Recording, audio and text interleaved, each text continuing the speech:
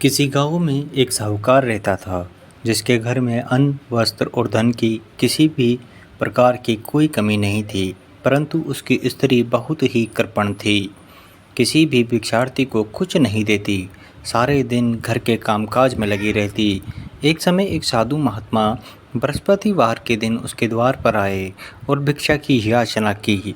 स्त्री उस समय घर के आंगन को लीप रही थी। इस कारण साधु महाराज से कहने लगी कि महाराज, इस समय तो मैं घर लीप रही हूँ, आपको कुछ नहीं दे सकती, फिर किसी अवकाश के समय आना।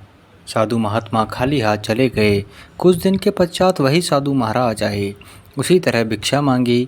साहूकारनी उस समय लड़के को खिला रही थी। कहने लगी, महाराज मैं क्या करूं, अवकाश नहीं है, इसलिए आपको भिक्षा नहीं दे सकती। तीसरी बार फिर महात्मा आए तो उसने उन्हें उसी तरीके से टालना चाहा, परंतु महात्मा जी कहने लगे कि यदि तुमको बिल्कुल ही अवकाश हो जाए तो मुझको भिक्षा दोगी। साहूकारनी कहने लगे कि हाँ महाराज, यदि ऐसा हो जाए तो आपकी बड़ी कृपा होगी। साधु महात्मा जी के कहने लगे कि अच्छा, मैं एक उपाय बताता हूँ। तुम बृहस्पतिवार को दिन चढ़ने पर उठो और सारे घर में झाड़ू लगाकर कूड़ा एक कोने में जमा करके रख दो। घर में चौका इत्यादि मत लगाओ।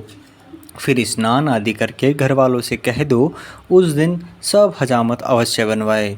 रसोई बनाकर चूल्हे के पीछे रखा करो, सामने कभी न रखो। सायंकाल को अंधेरा होने के बाद दीपक जलाया करो तथा बृहस्पतिवार को पीले वस्त्र मत धारण करो, न पीले रंग की चीज़ों का भोजन करो।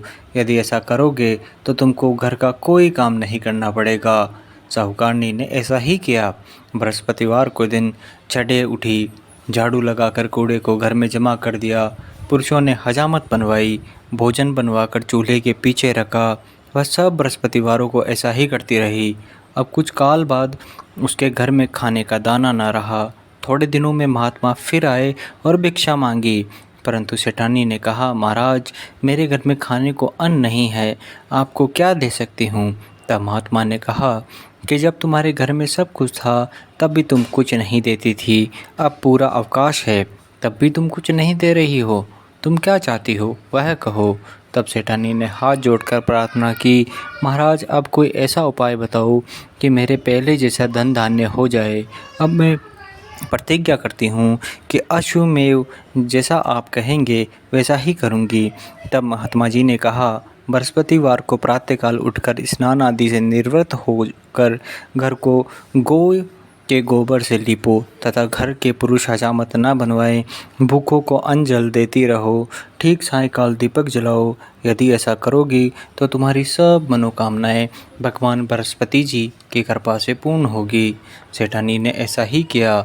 उसके घर में धन धान्य वैसा ही हो गया जैसा कि पहले था।